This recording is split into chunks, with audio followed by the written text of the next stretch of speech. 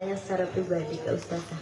Ini kalau Ustazah berkenan menjawab, alhamdulillah. Kalau nggak dijawab juga nggak apa-apa. Tapi sepertinya ini pertanyaan saya itu pertanyaan mewakili mas-mas di sini.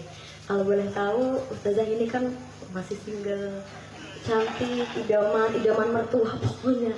Kalau boleh tahu kriteria idaman laki-laki seperti apa Ustazah? Aduh, maaf ya Ustazah kalau lancang. Terima kasih Mbak Lisa Blackpink. Saya tahu nama jenengan Lisa. Niki Lisa Manoban apa Manobal? Lisa Manopo. Oh Manopo. Nje berarti niki udah dikontak sama RCTI ya kalau Lisa Manopo. Iya betul. Pertanyaannya bagaimana kriteria wong lanang pilihannya mumpuni ya Allah? Tidak ada namanya, tapi ya ini buat bapak atau ibu yang merasa bertanya, ini pertanyaannya cerdas sekali nih Ustazah. Pada saat itu Budi lagi membaca Al-Quran, tiba-tiba Budi kentut. Secara hukum Budi sudah batal. Nah ini pertanyaannya, yang keluar itu kan dari dubur. Tapi kenapa yang dibasuh muka, kedua tangan, dan yang lainnya? Itu pertanyaannya. Kan luar biasa sekali ini yang bertanya. Ini siapa ini yang bertanya? Oh mas. Oke, monggo Bu Ustazah, silakan dijawab. Pertanyaannya, kenapa sing kentut bolongan ngisor yang dibasuh kenapa anggota berwudu yang lain? Niku ibarat kenang apa sing kencot wetenge tapi sing ngunyah cangkeme. Sebenarnya niku pertanyaan yang memang tadi menggelitik dan ke masyarakat niku sering terjadi pertanyaan ngaten niku. Sengir sangat wekdal kula aliyah mongken sing kalah begitu sami pertanyaannya. Nang apa?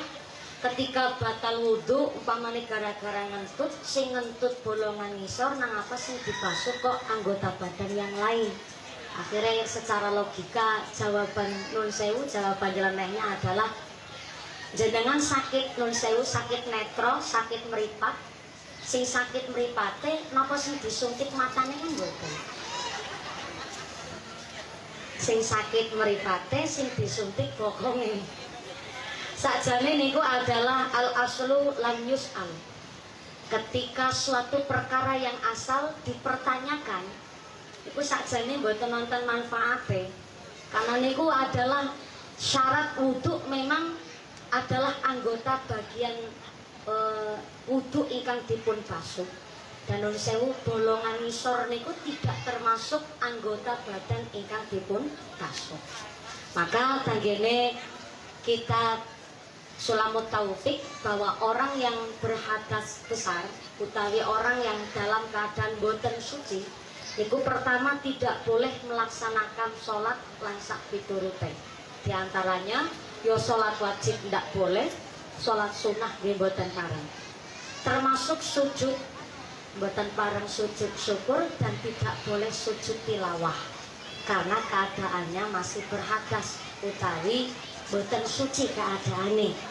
Pramila onten wong sepak bola bal-balan ngegolna kemudian sujud syukur.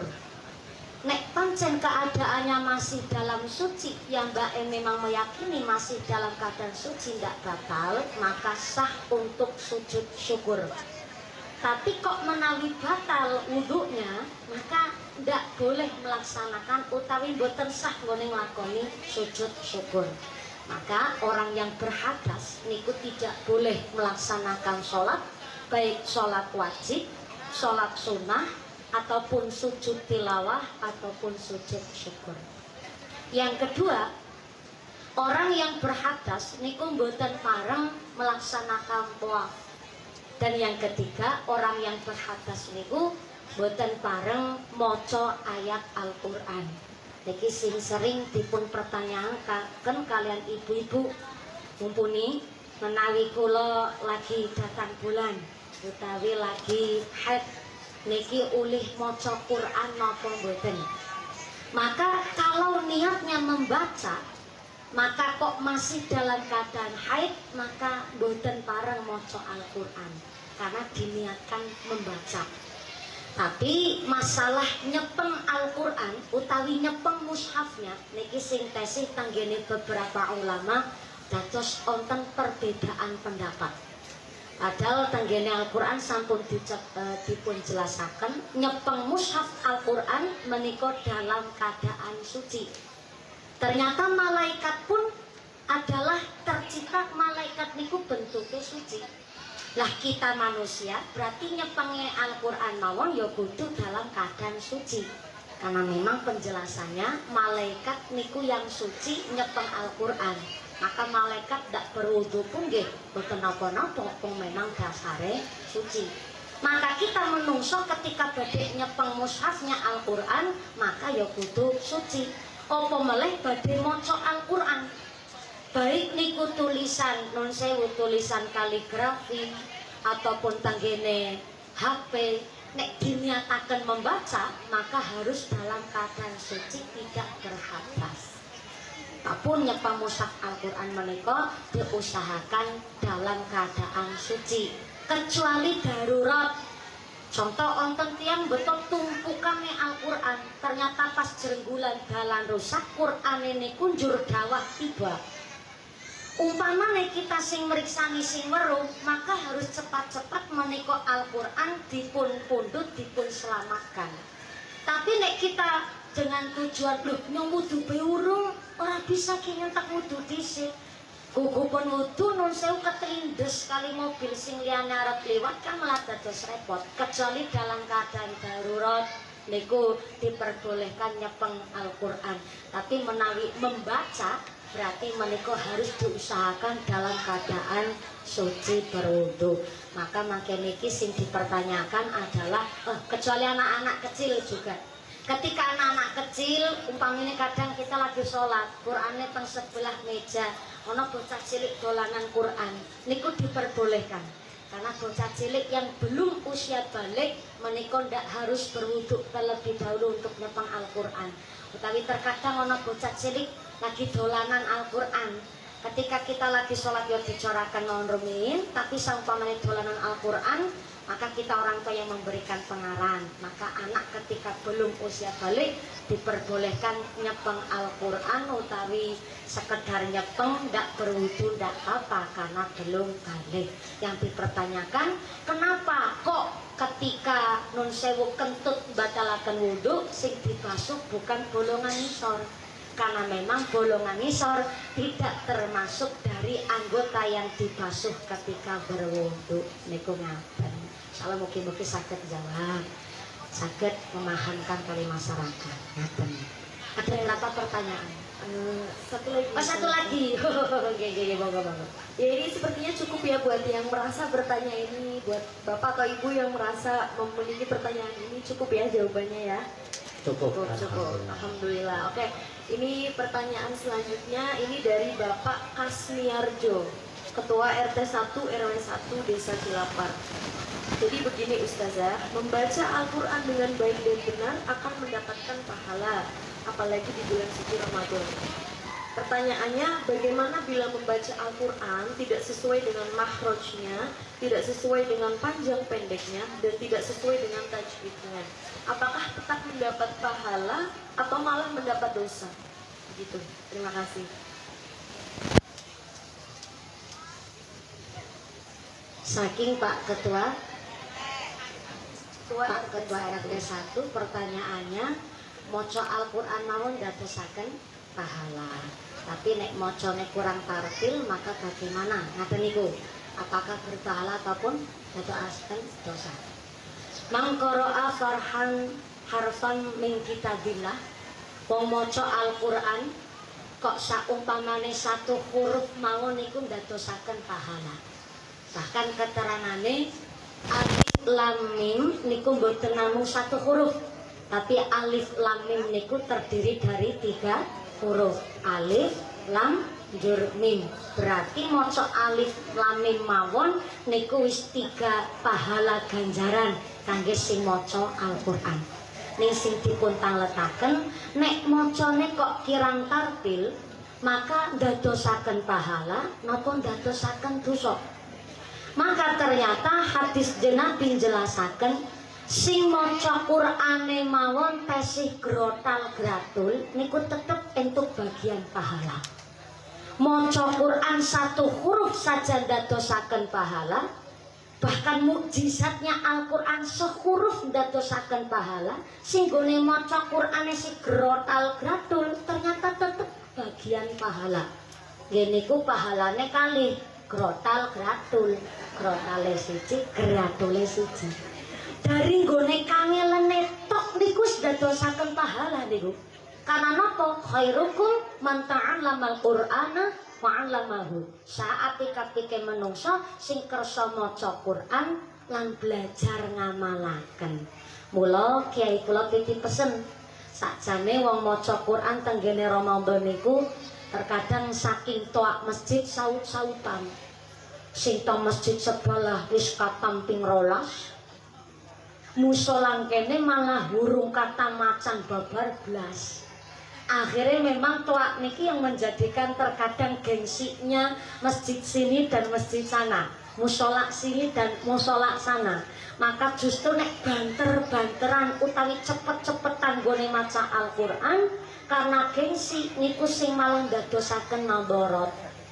Mula antuke maca Quran sehurufnya saja jadi pahala, sehingga maca Quran tesih kangelen pun tetap entuk bagian pahala.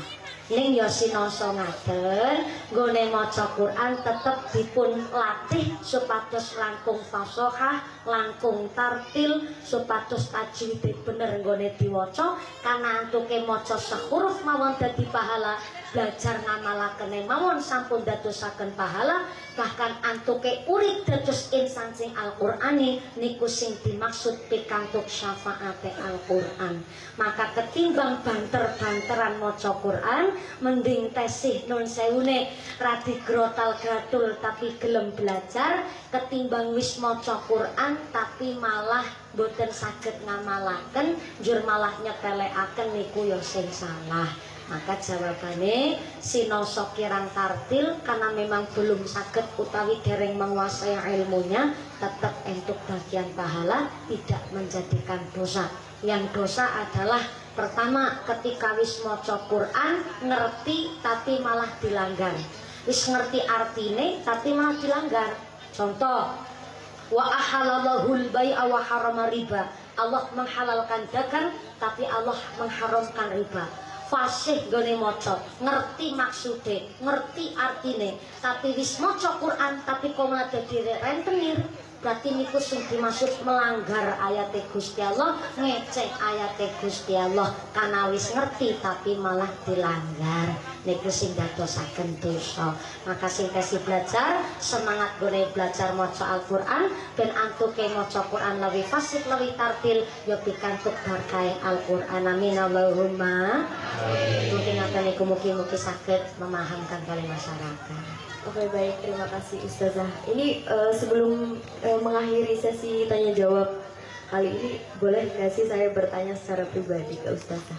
Ini kalau Ustazah berkenan menjawab, alhamdulillah. Kalau nggak dijawab juga nggak apa-apa. Tapi sepertinya ini pertanyaan saya itu pertanyaan mewakili mas-mas di sini. Kalau boleh tahu, Ustazah ini kan masih single, cantik, idaman mertua pokoknya. Kalau boleh tahu kriteria idaman laki-laki seperti apa Ustazah? Aduh, maaf ya Ustazah kalau lancang. Terima kasih Mbak Lisa Blackpink. Saya tahu nama jenengan Lisa. Niki Lisa Manoban apa Manobal? Lisa Manopo. Oh, Manopo. Nje berarti niki udah dikontak sama RCTI ya kalau sama. Iya betul. Pertanyaannya bagaimana kriteria wong lanang pilihannya mumpuni, ya Allah, sampai sebegitu Mbak Lisa mikir kira-kira mumpuni pantesen de bojo sing kaya ngapa. Yang sing urung bojo Mbak Lisa sing mikir. Nah, dalam banser kriteria aja sing kaya banser barangan. Memang niki radi sensitif karena pertanyaannya sampai hari ini mumpuni masih belum bojo alias single, bukan single parent, ngarang sampean bojo diurung single parent. Tesi piyambakan, tesi dewekan, kriterianya adalah yaiku lah ngendikaaken niku sing sekufu. Sing sekufu niku bukan artine, memang sekufu niku artine sederajat. Tapi sing dimaksud sekufu niku adalah yang mampu mendukung kalih karir kula. Pamane ngerteni mumpuni tukang ceramah, berarti bojone nyong esuk ya kudu ngerteni mumpuni wis ceramah ket cilik. Maka ya wis dadi bojone wong, ya buange sapa ora ngerti. Dadi bojone wong, wonge niku kudu bisa memahami, oh ya mumpuni wis dina-dina ceramah, maka sing penting bisa ngatur wektune, bisa ndukung. Oh mumpuni kudune baju yang seperti ini, wis dadi bojone nyong, maka esuk sing nganter kudu siapa mampu mendukung kalih karir saya. Intinya nggih nembe jawabannya seperti itu. Mumburung sing liyane maning terjelasna Mbak Desa. Tapi sing liyane dijelasna mbok malah wong lanang ora wani merek. Oke, nanti setelah ini semuanya bisa berjuang di sepertiga malam tikung bareng-bareng ya. Bisa ya.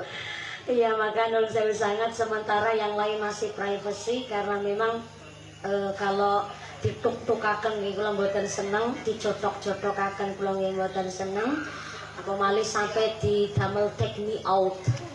Ya di YouTube banyak sekali ada take me out, polling antara mumpuni dengan si A cocoknya berapa persen sampai begitu. Nah, niku yang menjadikan akhirnya timbulnya fitnah niku tambariku. Fitnah malih si jomblo rumbo jombo cok fitnah lewi-lewi. Maka sampai salah seorang kiai di Cilacap ngendikaaken mumpuni nek urung bojo dongane urung kabul. Jadi setiap pengajian saya belum berani memimpin doa karena niki tutuke kula urung kabul lan berdonga. Kudu ngenteni wis bojo dhisik nembe bisa ndongani tenggene majelis pengawasan. Mungkin seperti itu sementara Mbak Bisa jawabannya adalah mencari pasangan suami istri niku sing sekufu. Sekufu bukan hanya sederajat tapi yang mampu mengerti kita, mampu memahami, dan mampu mendukung karir kita. Itu seperti itu. Terima kasih Ustaz. Alhamdulillah ya Mas Supri bisa tidur nyenyak nanti malam ya Mas ya. Iya, alhamdulillah.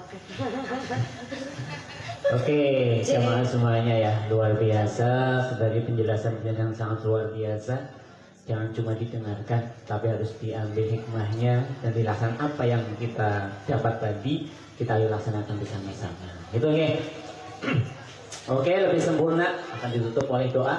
Oke, dumatan Ustaz Imam Subarno untuk mungkin doa. Monggo kau mengaturi jembatan online panggung untuk doa rumiyin.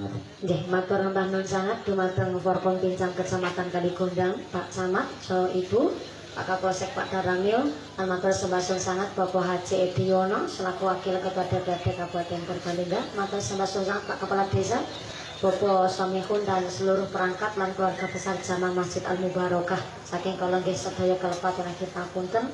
Terima kasih atas segala perhatian, mohon maaf atas segala kekurangan. Doa samangke dipun nyami kalian Bapak Kiai. Mudah-mudahan kula panjenengan sedaya sanesipun saged pinanggihan malih. Mugi-mugi pengasan dinten menika kita dipun tetapaken islami, dipun tetapaken imani, ugi dipun tambah ihsane. Ramadan iki kita tercipta dados manusia kang langkung takwa, nanti kantuk syawal kemenangan, mugi-mugi langkung meningkat ibadah kanthi istiqomah amin Allahumma.